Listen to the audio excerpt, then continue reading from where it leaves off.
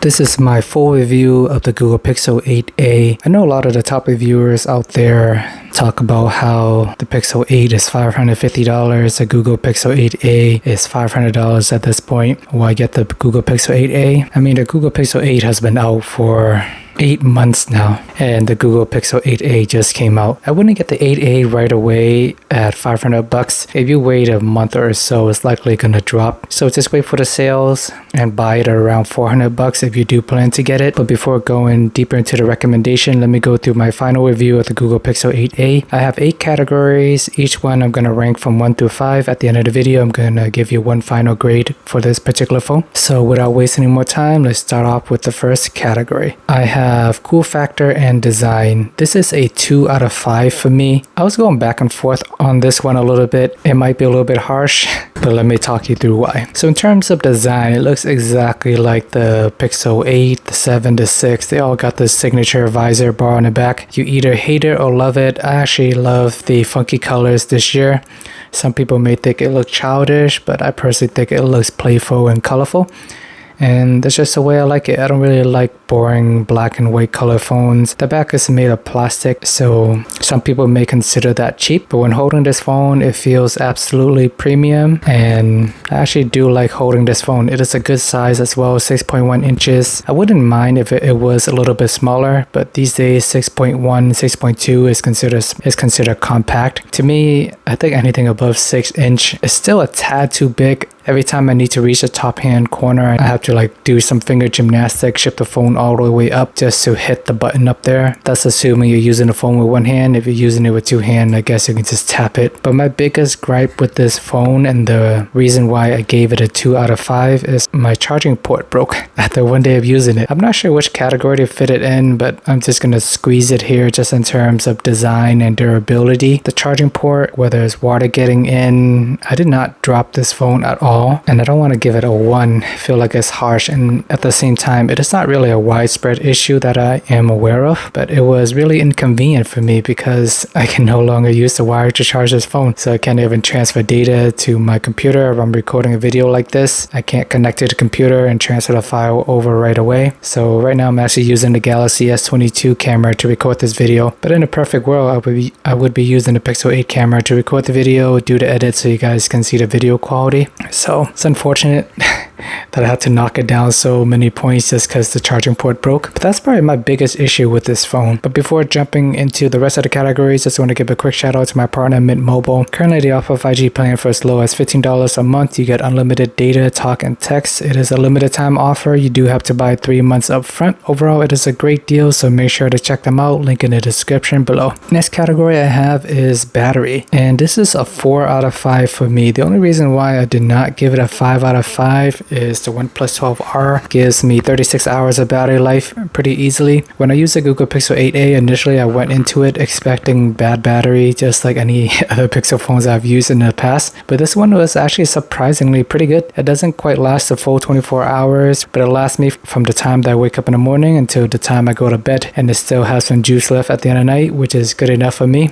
I don't mind charging it overnight and then starting the day off 100%, which is how I would use my Google Pixel 8a. Get anywhere from 16 to 20 hours, and I'm actually quite happy with that. I just wish my charging port wasn't broken so it wouldn't have been so inconvenient for me to charge the phone. I had to rely on the one wireless charger that I have set up at home. It just makes life so much harder to plan around when you know you don't have a reliable charging port to use the phone.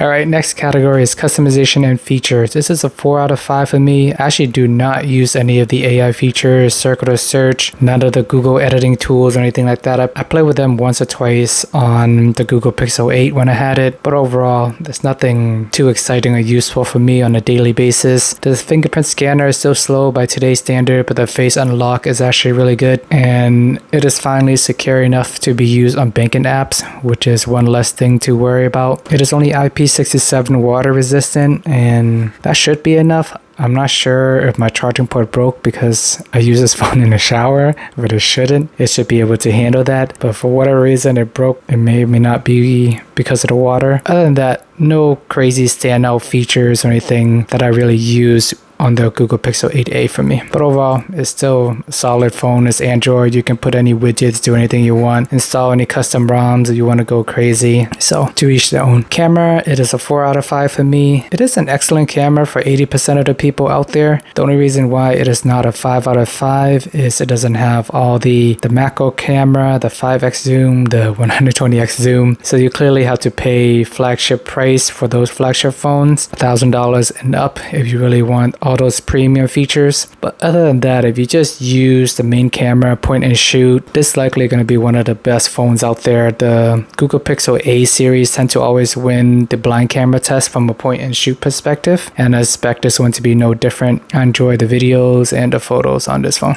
After that, we have performance. I'm feeling generous today, so I'm going to give this one a 5 out of 5 since I was a bit harsh on the design. Overall, it's a fast phone. You can scroll around just fine. No lag, no stutter. Android Auto works great. Overall, I don't feel any overheating or anything like that when I use Android Auto. As a result of no overheating, the battery life lasts much longer, which makes a really big difference. So good job there, Google, just in terms of having a solid performing phone in this price range. Last year when I used the Galaxy A54, I can tell it was a little bit slower compared to the Google Pixel 7a, but 7a works fine, 8a works fine, so no problem with performance. Up next, we got screen. I give this phone a 3 out of 5. It is only 1080p, which is the same as the Galaxy S24, but my biggest complaint is I get about 1400 nits peak brightness or so when I use this phone outside. It does look a little darker. I can still see, it's just slightly inconvenient and it's not the best screen that it can be. You got OnePlus 12R at the same price at 4500 nits peak brightness, Galaxy S24 series roughly 2600 nits peak brightness or so. This phone, it's just a little bit on the darker side if you're using it directly under the sun. If you don't use it under the sun every day, it will be fine, but for me, one of the days walking outside, it was just challenging to see. Updates, it is a 5 out of 5. You're getting 7 years of software and security updates on this phone, which is amazing for a mid-range price. This phone is going to last you for a while, and I think it is a great deal from that perspective. For value, I'm going to give this phone a 4 out of 5. $500. It's a bit on the higher side for mid-range. I consider it flagship mid-range. I wish it was a little bit cheaper, but you wait a month or so, I can easily see this going down to 400 or below. So just keep an eye out if you're really interested in the Google Pixel 8a. So overall, this is probably one of the worst grades that I have on any other smartphone I have reviewed, just because of the charging port situation that has never happened to me on any other phone. So unfortunately, it landed a final grade of 78% or a C+. I think if it wasn't for all the charging issue that I have, if the charging port wasn't broken, this can be easily a B+ or A-, but it is a solid phone for $500. I really like the improvement in battery life. Software updates, you're getting 7 years, you're getting a fast phone, a great camera, pretty decent battery for a small phone. And that's pretty much all I have for you. Let me know if you guys agree with my assessment. If anybody else in the world is experienced this charging port issue except me. I tried cleaning it out, I tried looking at the setting, I tried different cables, and nothing's working so far. Only the wireless charger is working. My charging port is still broken after 1 day of using it. And this wraps up my Google Pixel 8a series. Please check out my daily series if you haven't already. I did day 1 through 7 in life in this phone. Remember to like and subscribe. I appreciate the time as always, and see you guys in the next video.